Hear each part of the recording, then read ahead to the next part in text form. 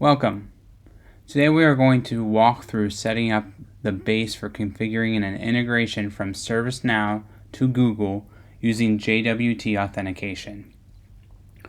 We're going to walk through creating a Google Service account in the Google Console, creating the Google Service account key also in Google Console, and the rest of these steps will all be in ServiceNow. So we'll set up a JWT Key and Certificate, JWT Provider, and set up the claims on that provider, the application registry record, the credential, along with the credential and connection alias. And then we'll walk through creating a flow action leveraging the stuff that we created above. So on this page here, we have documentation from Google on how to set up this service account and how to use the service account to authenticate against its servers to then get a token to leverage in the API calls. So the first thing that I'll have you do, and I'll walk through this, is create a service account in the Google Console. And then also create a key that's going to be leveraged, that'll have the certificate and everything. And then the rest of this document has some good information on setting up. It doesn't tell you how to set up ServiceNow, which I'll walk through how to do that, but it has some good information in here that can be leveraged in the different parts that you'll have to set up in ServiceNow. So basically the way this flow will work is we'll use the information, the key and the service account information to hit the authentication token endpoint. It'll return a token, and then we'll use that token to make our endpoint call. So now we're going to create the service account in the Google Console. So in their project or application, they'll come over here in the IAM section under service accounts here. They will create a new service account. They can name it whatever they want.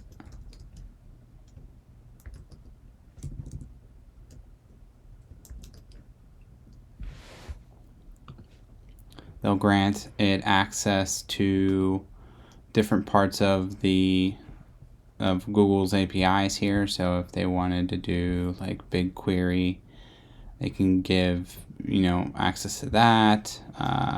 Maybe Drive stuff. Oh, that's not helping me there. By product or service or quick access. Here, I will just give it something basic for now. It really depends on what integration or what Google application you're trying to integrate to. And then this is optional, but I'll skip it for now. And then once we have that created, we can come into it and we can create a key for it. So we'll go ahead, or create a new key. We'll do the P12 because ServiceNow is going to like this one. And we create that. It will download. And here is the password for it. So you'll need this when you go to create the key in ServiceNow.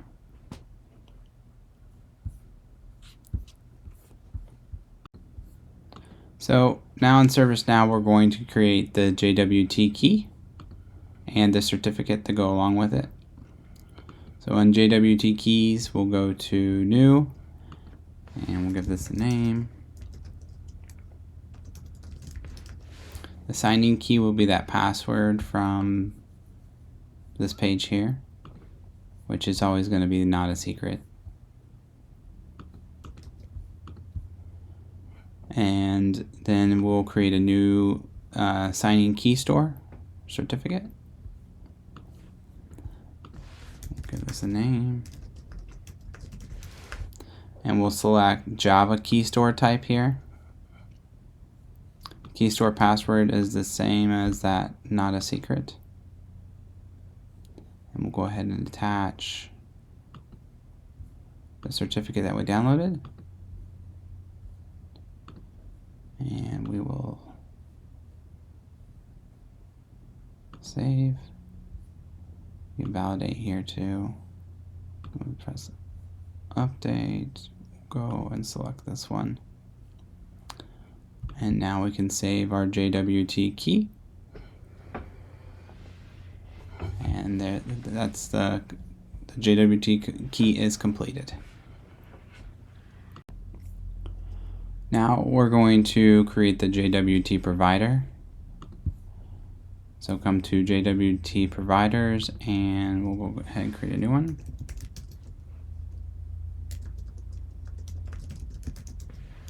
We can select that key store that we just created.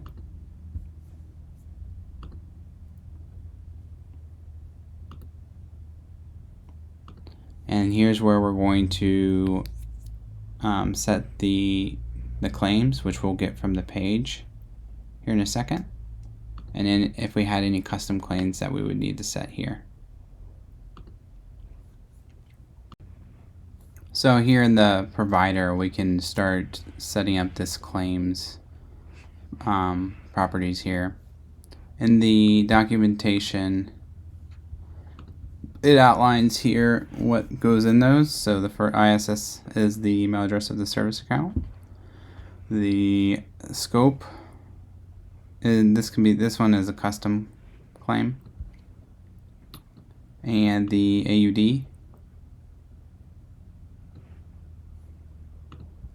And that is it for that. Sub is another one in there. It does call it out somewhere. Oh, here. So this one is the email address of the user for which the application is requesting delegate access. So we won't need that one, I don't think, for this. But we'll go ahead and just put the same value in ISS and sub. So ISS was the service account email address, so let's go grab that, which is this.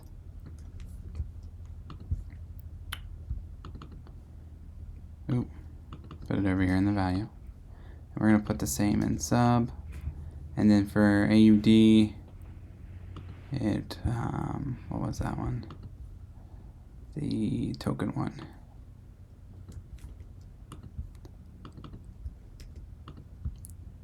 And now that we have our provider set up, we can set up the application registry.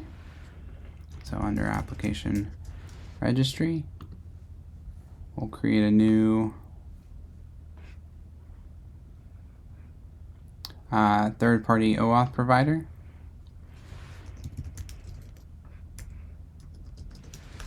Client ID, we can just put anything. And same for client secret. The token URL is that URL we just pulled from the claims. And the default grant type will be JWT bear. And everything else we can leave the same. So now it created this entity profile, so we can jump into that. And we can set this JWT provider as the one that we've been working on. Save that. And that should be it for now for the application registry. Let me refresh this. There we go. Our error is gone. One thing we did forget was on the provider.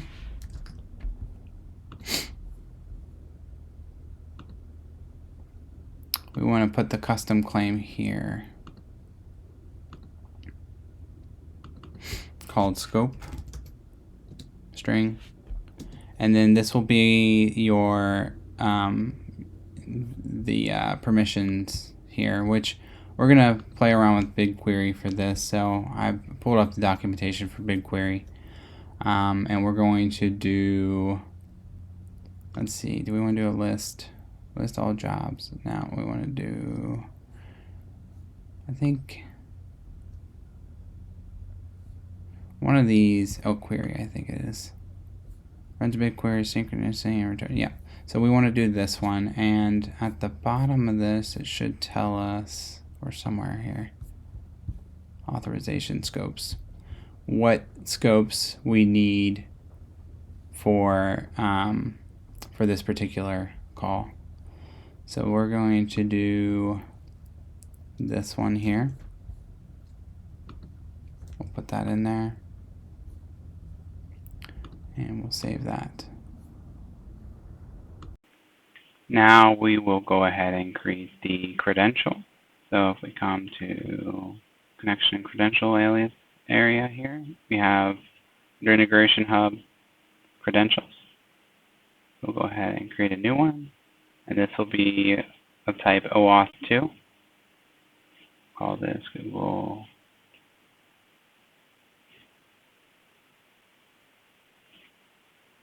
And then we'll select our OAuth profile entity profile that we created. Save that. And at this point, we can actually test to see if this works. So if we hit go OAuth token here, hit completed, and you can actually see the token under manage token. So let me just sort this. We just created one here, and then this is what the API call would end up using to do the whatever endpoint you hit. Next, we can set up the credential and connection, or the connection and credential alias. Call this Google.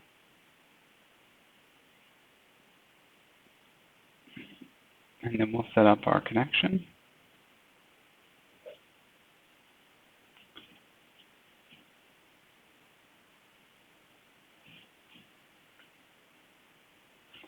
And we'll select our credential that we just created.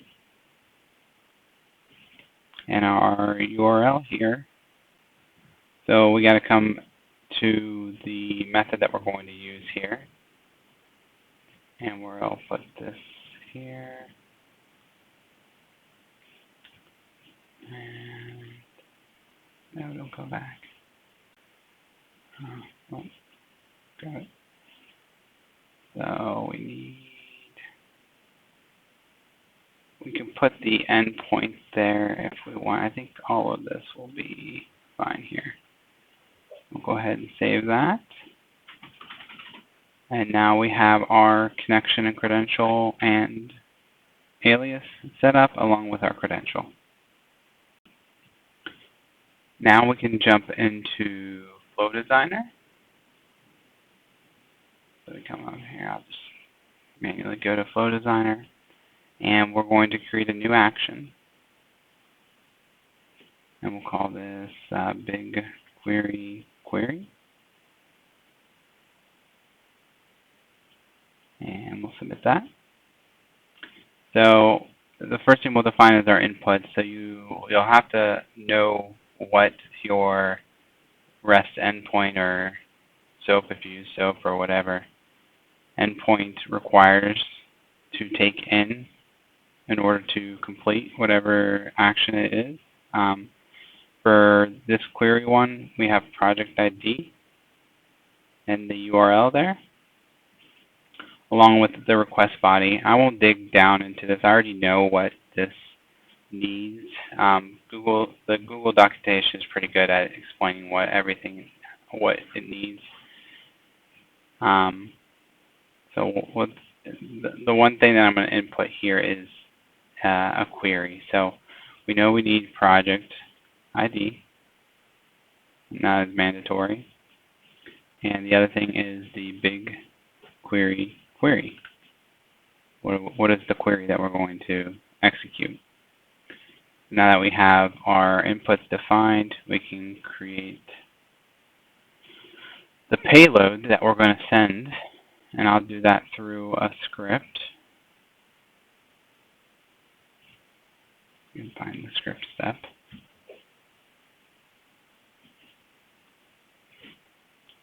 And on the script step here, we're going to take in the query.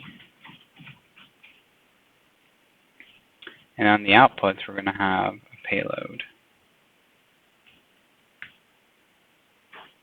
So we can start writing this. Do payload equals JSON object.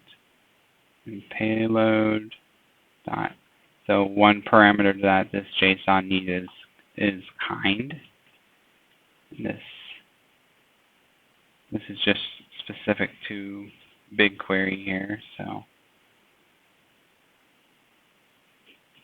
and then the second parameter we're going to add is the query.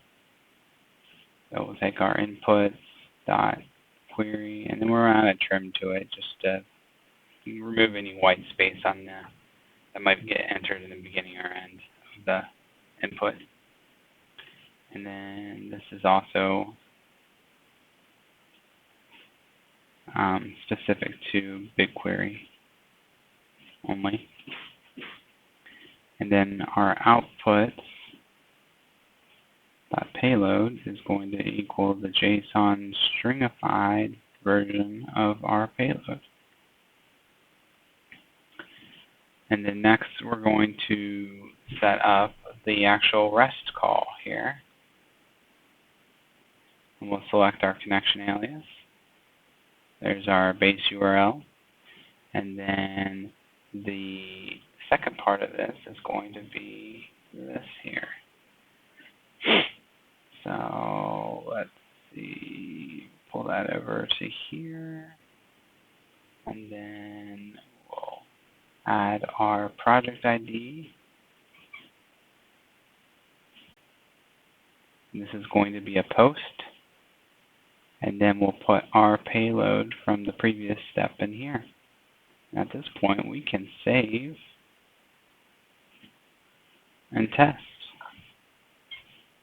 So once this is saved, we'll hit test here. I'm just going to randomly type something in here.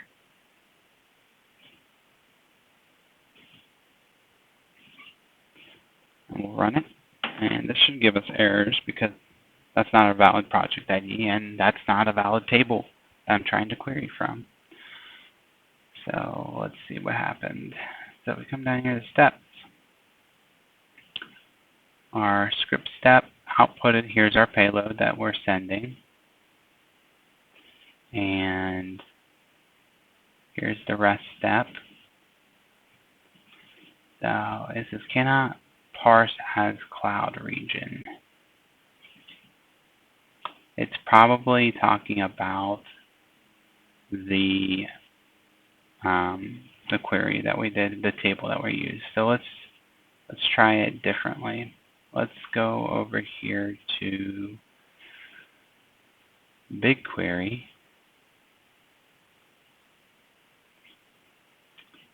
And our project ID, let's grab that. Oh, I think this is the project ID. I don't remember anymore. Let's try it. Actually, does our documentation state? Now we try it. Let's see what happens.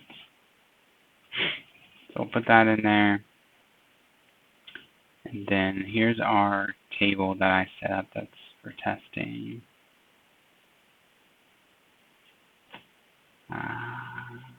Where is, I want a preview. Here we go. So we do have data in there.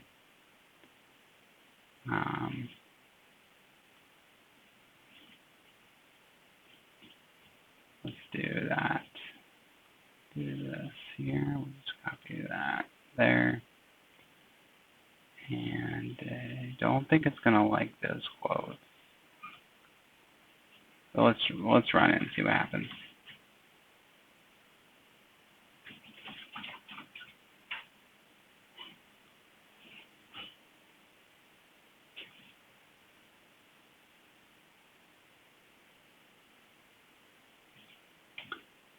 Select quotes must not be empty. I don't think it liked the quotes that we put in there. Oh, no, we didn't add it. We'll just do select all from.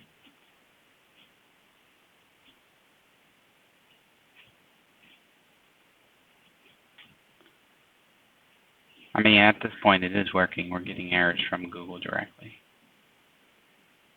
There we go. We now have our data returned. So the next step would be to maybe do another script step here, parse that data that's being returned, even do some error handling, and then output that as the outputs of the action. And then you can use this in a flow or a subflow or directly from a script, a server-side script. I have some links here on the screen. I will also put them in the description of the video. I hope that the content in this video has helped you, and thank you for watching.